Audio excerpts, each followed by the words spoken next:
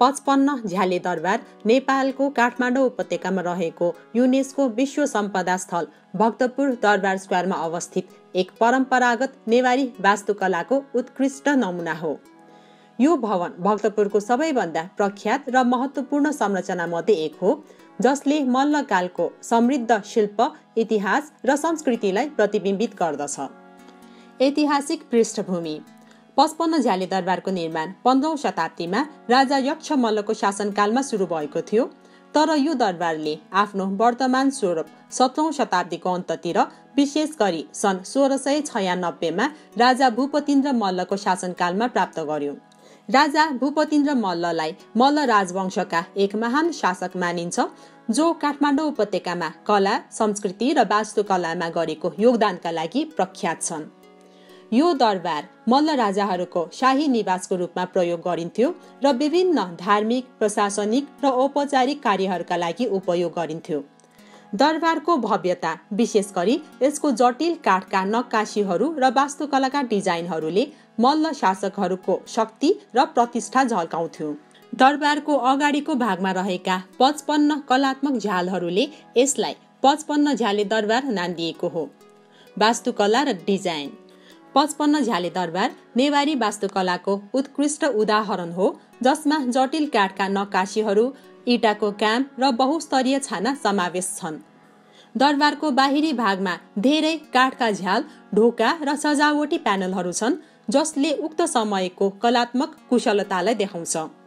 झ्यालहरू। दरबारको सबैभन्दा मुख्य आकर्षण 55 झ्यालहरू हुन्, जसमा सूक्ष्म नक्काशीहरू र विभिन्न कलात्मक डिजाइनहरू छन्। यी प्रत्येक झ्याल अनौठो डिजाइनमा बनाएको छ र नेवारी कलाकारहरूको कलात्मक प्रतिभाको प्रमाण हो। सुनको ढोका, सुन ढोका। दरबारको अर्को मुख्य विशेषता सुनको ढोका हो, जसले दरबारको मुख्य आँगनमा प्रवेश गराउँछ। सुनको ढोकालाई नेपालमा बनेका उत्कृष्ट कांस्य कला मध्ये एक मानिन्छ र यसलाई राजा भूपतिन्द्र मल्लले स्थापना गरेका थिए। ढोकामा धार्मिक पात्रहरू जस्तै देवी काली र गरुडको जटिल नक्काशी गरिएको छ। भित्री संरचना र लेआउट।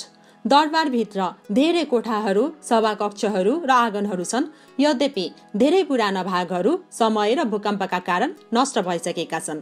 भवनमा रहेको तलेजु मन्दिर राजाको कुलदेवी तलेजु भवानीलाई समर्पित छ, तर यो मन्दिर विशेष धार्मिक समारोहहरूमा मात्र हिन्दूहरूले दर्शन गर्न पाउँछन्। सांस्कृतिक र ऐतिहासिक महत्त्व। 55 झ्याले दरबार मल्ल राजवंशको कला र संस्कृतिमा रहेको योगदानको प्रमाण हो।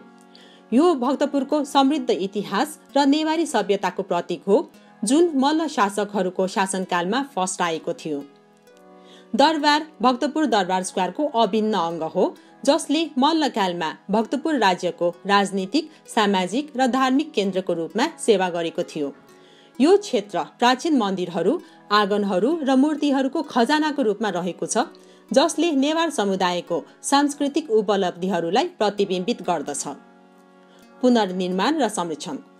55 झ्याले दरबारले धेरै प्राकृतिक प्रकोपहरू, विशेष गरी नेपालमा पटक पटक आएको विनाशकारी भूकम्पहरू सामना गरिसकेको छ।